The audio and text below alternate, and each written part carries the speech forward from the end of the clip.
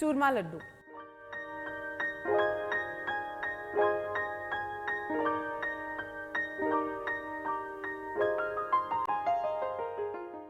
Hi, welcome to Sanjeev Kapoor Khazana. I'm Sonika, and the recipe that I've got for you today is a traditional Rajasthani laddu.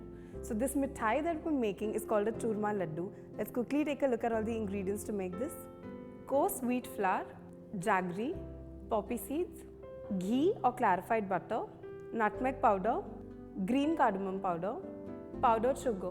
So now that we've run through all the ingredients, let's quickly start making this recipe, for which we're first going to heat some ghee in a pan.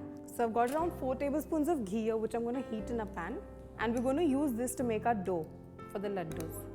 For which I'm going to transfer the wheat flour that we've got into a slightly bigger bowl, so it's easier for me to knead. And the laddus that we're making are churma laddus, and you could use normal wheat flour for this, but when you use wheat flour which is slightly coarsely ground, the texture is brilliant. So we're using a little coarse ground wheat flour. For this recipe, we're also going to need some warm water. So I'm going to pour some water into a bowl, and we're going to put this in the microwave till it's nice and warm.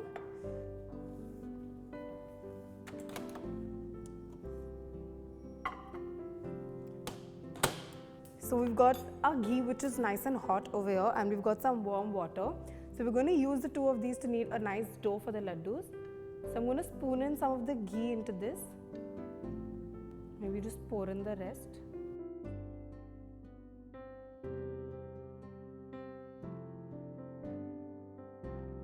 Just give it a little mix with the spoon because the ghee is really hot. And now I'm just going to use my fingertips to bring all of this together. So I've mixed around 4 tablespoons of ghee with the coarsely ground wheat flour. And now we're going to add some warm water and knead this into a dough. So we're going to add water little by little, not too much. So while the dough is getting ready, I've put some ghee to heat up, in which we're going to deep fry these churmas. So to prepare the churma laddu, what we're going to do, once the dough is ready, we're going to shape into little croquettes and deep fry it in ghee. And a churma laddu is all about the flavors of ghee or clarified butter. Like you can see, I've kneaded all of the wheat flour and ghee into a nice dough. What I'm going to do now is I'm going to shape these into little balls. They don't need to be perfect in size.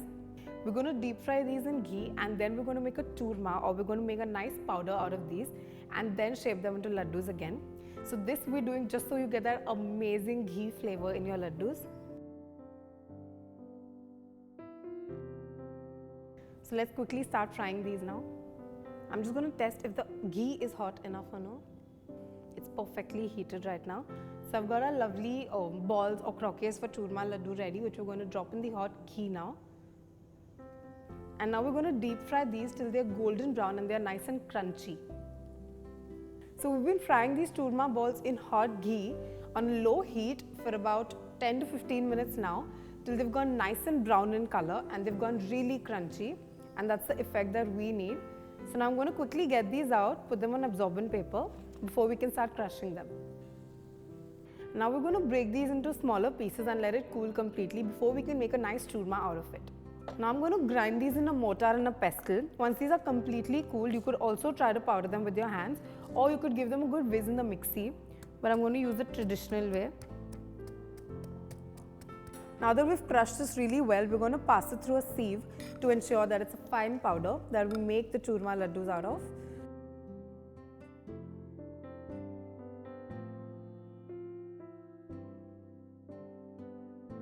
Once you've passed this through a sieve, you'll get a fine powder like this, with which we're going to make the laddu. And the big chunks that are left on top, you could grind that in the mixie again and then pass it through a sieve and add to the mixture. So let's pass all of this through a sieve so that we get the lovely mixture for the churma laddu. The churma for a churma laddu is finally almost ready. Now we're going to go with the final and the last part, for which I'm going to heat some ghee in a pan. Yes, like I said before, this laddu is all about the ghee in it. So once the ghee goes slightly warm, we're going to add some jaggery to this. And this is where most of the sweetness in this recipe comes from. We're also using a little bit of sugar, but it's more of jaggery. So I've added the jaggery to the pan. So we're going to cook this on like a medium heat till the jaggery is nice and melted, before we can add in the sifted powder for the churma that we prepared into this, and then start shaping the laddus. So we're going to wait for a couple of minutes till the jaggery is nice and melted. So the jaggery is melted and it's gone nice and liquidy. So at this stage I'm going to turn off the heat and I'm going to add in the churma that we prepared. So I'm going to shift this onto this wooden platform for better support, and now let's add in the churma into this. You can see the lovely brown color of the churma. You get that from frying those balls in ghee. So now we're going to mix all of this together. Next, we're going to add in the powdered sugar into this. We want to add in the powdered sugar while it's still warm so it melts nicely and you get a good binding to make the laddus later. Now we're going to add some more flavor and some more amazing aromatics to this. I'm going to start with some green cardamom powder because an Indian laddu or an Indian mithai without these is kind of incomplete. So a pinch of green cardamom powder, and I'm also going to add in some nutmeg powder. So a little bit of that. And now we want to give this a good mix again to incorporate these lovely flavors into it. And suddenly there's a whole new different aroma in the laddu. So after giving this a good mix, I'm going to start using my hands and we're going to start shaping these into laddus. So this mixture is really hot, but the thing is that you need to shape these while they're still warm. Otherwise, they're not going to get that amazing shape. So I'm going to take a portion of it and begin to shape these into laddus. I'm not going to make really large laddus like they actually are supposed to be. I'm going to go for normal medium-sized ones. So make sure you press it really well so that you don't want them to disintegrate after a while. So like this, we're going to prepare similar laddus.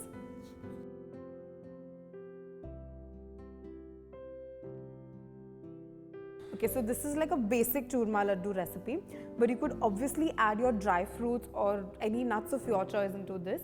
Raisins and almonds go really well in this recipe, so you could add that for a nice crunch in the laddus. But I think these laddus taste fabulous just the way they are.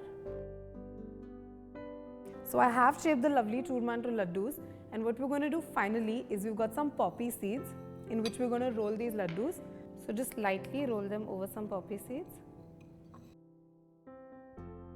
Now all we need to do before we can start eating this is plate it.